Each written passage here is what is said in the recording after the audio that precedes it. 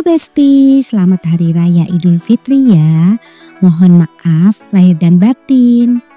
Seperti hujan yang menyucikan bumi, semoga Idul Fitri ini menyucikan hati kita dari segala salah.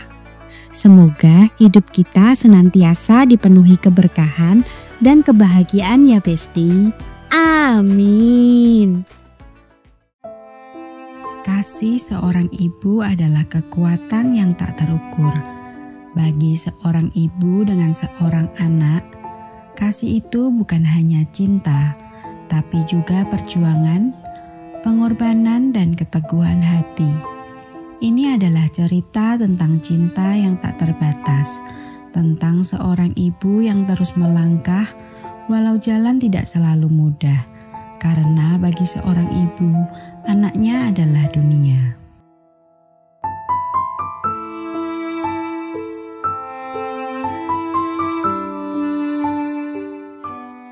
Film dimulai di pagi hari ketika Aisun sebagai seorang ibu yang memiliki anak berkebutuhan khusus yang bernama In-gyo bersiap-siap pergi ke warung tempat Aisun bekerja. Aisun sangat menyayangi anaknya walau memiliki kebutuhan khusus. Dia merawatnya dengan kasih sayang tanpa batas. In-gyo suka sekali telur mata sapi untuk sarapan.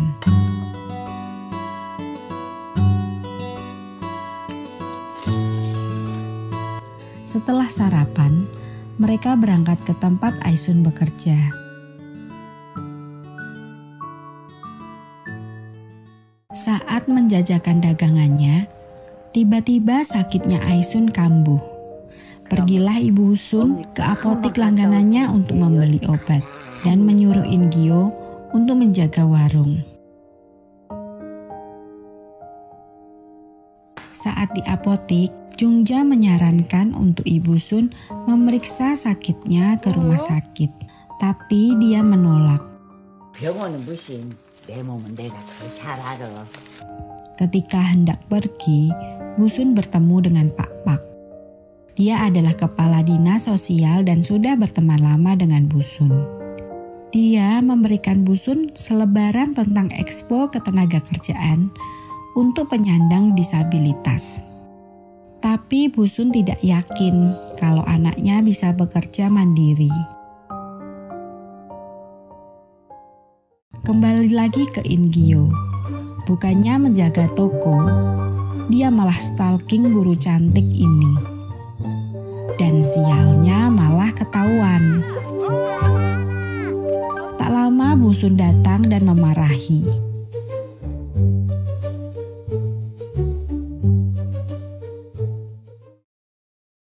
Saat kembali ke warung, Bu Sun didatangi pendeta gereja. Mereka mengajak Bu Sun untuk datang ke gereja, tapi Bu Sun menolaknya karena tidak percaya Tuhan. 어머님, 어려워 마시고 교회 한번 나오세요. Hari pun berganti malam.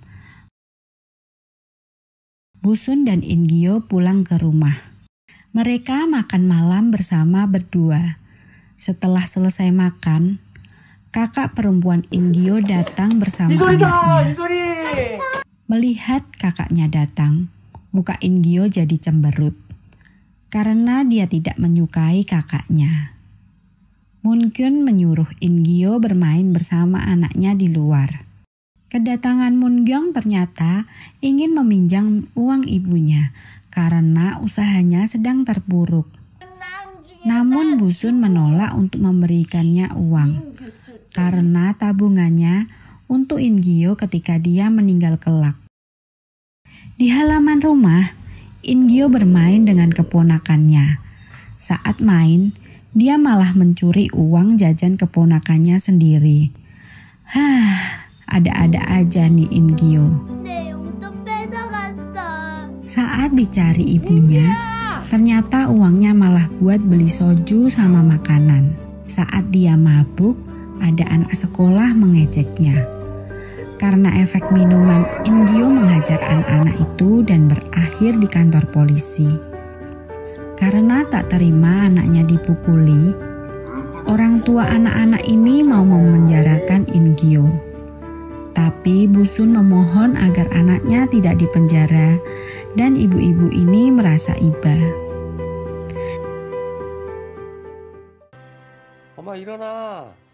일어나. Keesokan harinya, Ibu Sun merasa sakit kepala yang gak wajar. Dia akhirnya pergi ke rumah sakit untuk check up. Ternyata Busun mengidap kanker stadium 3 dan divonis umurnya tidak lebih dari 1 tahun. Busun pergi ke tokonya Moon-kyung untuk memberitahu keadaannya. Namun saat yang bersamaan, Moon-kyung sedang bertengkar dengan rentenir, sampai dia didorong dan terjatuh. Tak terima melihat kakaknya disakiti, In-gyo membela kakaknya. Bukannya berterima kasih, Moon-kyung malah menampar In-gyo.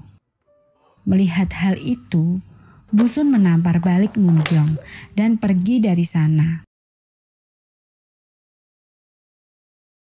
Esok harinya, Busun pergi ke yayasan tempat anak-anak berkebutuhan khusus dapat bekerja mandiri.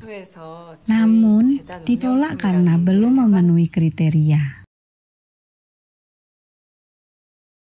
Merasa putus asa, Ibu Sun mencoba bunuh.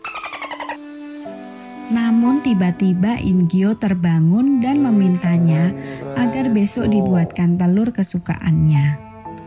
Mendengar permintaan itu, Busun menangis sedih meratapi nasib anaknya ke depan. Keesokan harinya, Busun menemui Pak Pak karena Busun ingin mengajari In-gyo untuk menjadi mandiri. Dengan senang hati, Pak Pak memberi bantuan dan memberinya buku-buku tentang mendidik anak berkebutuhan khusus. Pak Pak juga mengajak In-gyo ke toko roti yang semua pekerjanya anak berkebutuhan khusus untuk belajar membuat roti.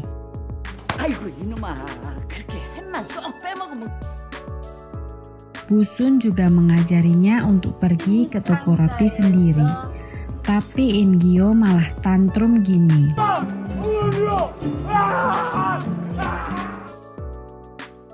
Busun juga membuat catatan-catatan seperti ini agar In-gyo mudah menghafalnya. Mengajarinya membuat telur dan dengan sabar mengajari naik transportasi umum untuk bekerja.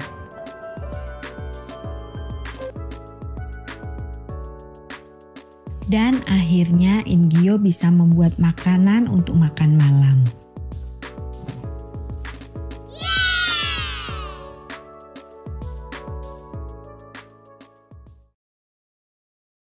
Besok paginya, Busun mendatangi Moon-kyung dan memberitahu kalau dia sakit kanker. Busun memberi tabungannya untuk membayar hutang dan untuk kebutuhan In-gyo ketika ia kenapa-kenapa. Saat pulang, Busun kaget tempat tidur In-gyo sangat rapi dan dia bisa berangkat kerja sendiri. Setelah melihat In-gyo, Busun pergi ke rumah sakit. Di sana ia disuruh dokter untuk segera melakukan operasi, karena kalau tidak, kankernya akan semakin memburuk. Kembali ke In-gyo. Di sana dia di rolling menjadi kasir.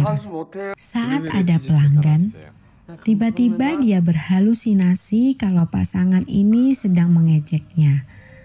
Dan seperti sebelumnya, dia berakhir di kantor polisi.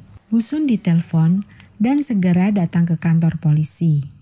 Dia sempat marah ke lelaki ini, tetapi kepala toko menjelaskan kalau In-gyo menyerang duluan. Sesampainya di rumah, dia diinterogasi Busun. Dan ternyata saat suaminya meninggal, Busun sempat membentak In-gyo.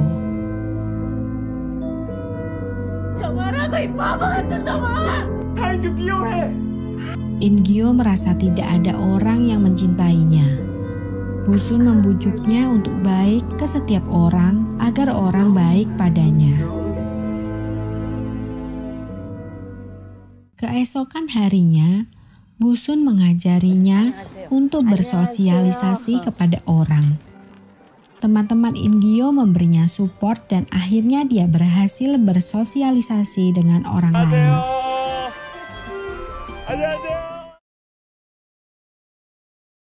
Beberapa hari kemudian, Ingyo kembali stalking Guru Jung, tapi malah dikira sedang mengintai anak-anak kecil. Dia pun kabur. Saat kabur, dia melihat Jungja mau tertabrak truk. Bak superhero, dia melindungi Jungja dan anak kecil ini. Sampai di rumah, dia dimarahi Busun. Dia malah kegirangan dan bilang kalau dia sedang jatuh cinta dan ingin menyatakan cinta. Dengar ucapan anaknya, Busun menemui Jungja. Dia minta tolong kalau ditembak Ingyo, tolak mentah-mentah agar dia sadar diri. Besoknya, dengan membawa seuntai mawar, Ingyo nembak Bu Guru Jung dan ditolak. Namun saat bertemu ibunya, dia malah bahagia. Ternyata karena Bu Jung mengajaknya berteman dan itu membuatnya bahagia. Sesampainya di rumah, Ingyo memberikan roti kesukaan ibunya yang dia buat sendiri. Ibunya terharu akan hal itu. Keesokan harinya, Busun tiba-tiba tak sadarkan diri dan dibawa ke rumah sakit. Setelah 2 hari tak sadarkan diri, akhirnya Busun terbangun. Di sana Munkyung memberitahu bahwa operasi kankernya tidak bisa dilakukan karena sudah terlanjur parah. Saat Busun dirawat, Ingyo sengaja melukai tangannya agar Busun cepat pulang di rumah dan bisa menemaninya. Ibu Sun akhirnya minta keluar dari rumah sakit. Namun sebelum pulang, ia membeli anak ayam yang sedang sakit untuk dipelihara Ingyo. Tujuannya untuk mengajari semua makhluk hidup suatu saat akan menghadapi kematian.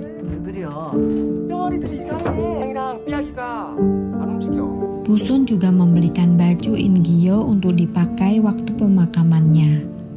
Juga mengajaknya ke rumah duka.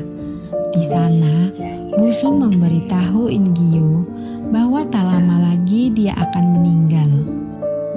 Mendengar itu, Ingyo kambuh tantrumnya.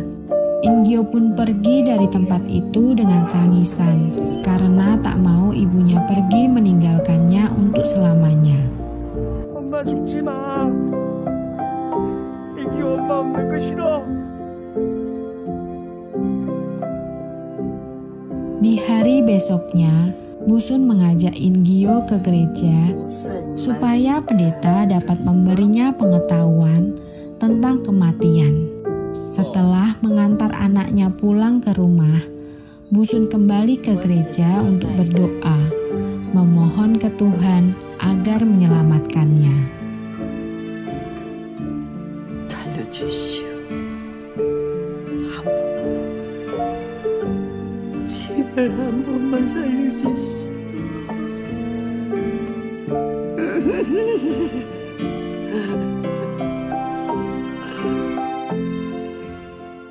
Hari berganti hari, bulan berganti bulan.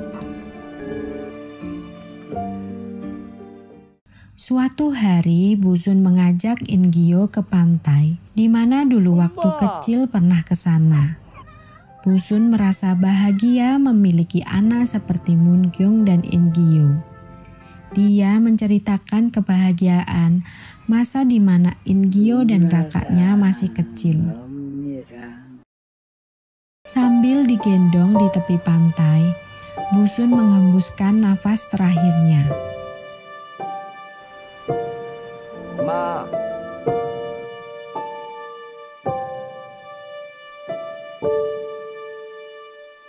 Pemakaman pun digelar. Di pemakaman, Ingyo tetap tersenyum walau Munkyung menangis histeris. Ingyo tetap tersenyum karena ibunya berkata, betapa sedihnya Munkyung kalau dirinya ikut menangis.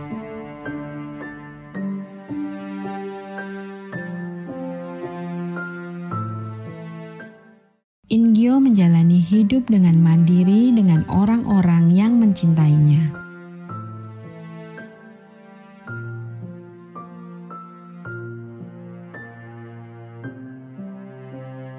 Kasih sayang seorang ibu adalah anugerah yang tidak pernah habis.